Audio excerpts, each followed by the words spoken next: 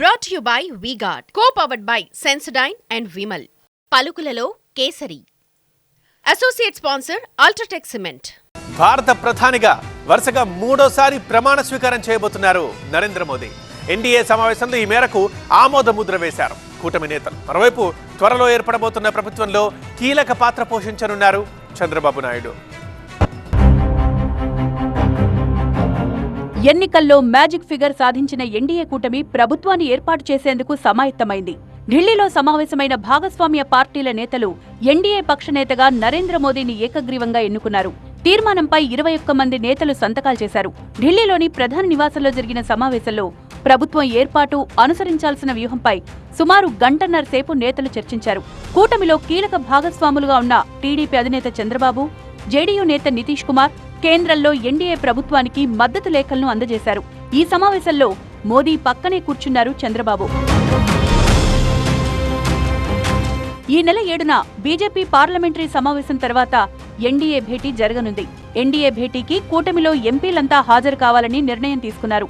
ఆ రోజే రాష్ట్రపతిని కలిసి ప్రభుత్వ ఏర్పాటుకు అవకాశం కల్పించాలని ఎన్డీఏ నేతలు కోరనున్నారు. రాష్ట్రపతి ఆమోదం అనంతరం మూడోసారి భారత ప్రధానిగా ప్రమాణ స్వీకారం చేయనున్నారు నరేంద్ర మోదీ. ఈ మేరకు బీజేపీ నేతలు ఏర్పాట్లు చేస్తున్నారు. మరోవైపు 18వ లోక్సభ ఏర్పాటుకు మార్గం సుగమం చేస్తూ 17వ లోక్సభను రద్దు చేయాల్సిందిగా కేంద్ర కేబినెట్ బుధవారం ఉదయం నిర్ణయం తీసుకుంది. అనంతరం తన రాజీనామాను ప్రధాని మోదీ రాష్ట్రపతి ద్రౌపది ముర్ముకు అందజేశారు. వెంటనే ఆమోదించిన రాష్ట్రపతి కొత్త ప్రభుత్వం ప్రమాణ స్వీకారం చేసేంత వరకు ఆపద్ధర్మ ప్రధానిగా కొనసాగాలని మోదీని కోరారు. బీజేపీ సారథ్యంలోని ఎన్డీఏ కూటమి 292 సీట్లు గెలుచుకోవడంతో ప్రభుత్వం ఏర్పాటుకు అవసరమైన మెజార్టీ మార్క్ 272ను దాటింది. మరోవైపు ఎస్కేఎం పార్టీ కూటమిలో చేరడంతో ఎన్డీఏ బలం 293కు పెరిగింది. ఇక ఈ ఎన్నికల్లో 16 లోక్సభ సీట్లు సాధించిన టీడీపీ ఎన్డీఏలో బీజేపీ తర్వాత అతిపెద్ద పార్టీ కానుంది.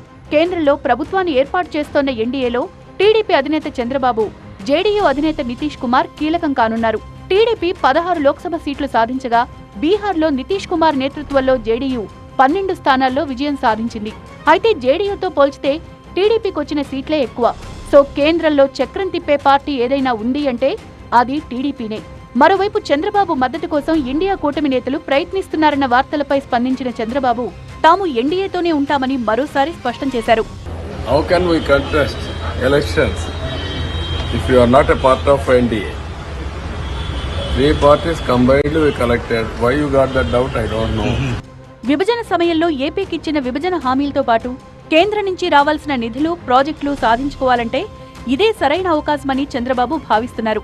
ముఖ్యంగా ఏపీకి ప్రత్యేక హోదా, పోలవరం ప్రాజెక్టు, రాజధాని అమరావతి అభివృద్ధి, వైజాగ్ స్టీల్ ప్లాంట్ ప్రైవేటీకరణ నిలిపివేత వంటి అంశాల నేపథ్యంలో కేంద్రంలో కీలకమైన శాఖలను చంద్రబాబు కోరే అవకాశముంది.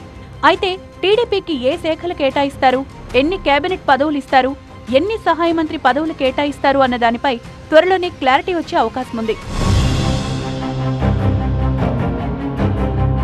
Brought to you by V-Guard, co-powered by Sensodyne and Vimal. పలుకులలో Kesari. Associate sponsor UltraTech cement.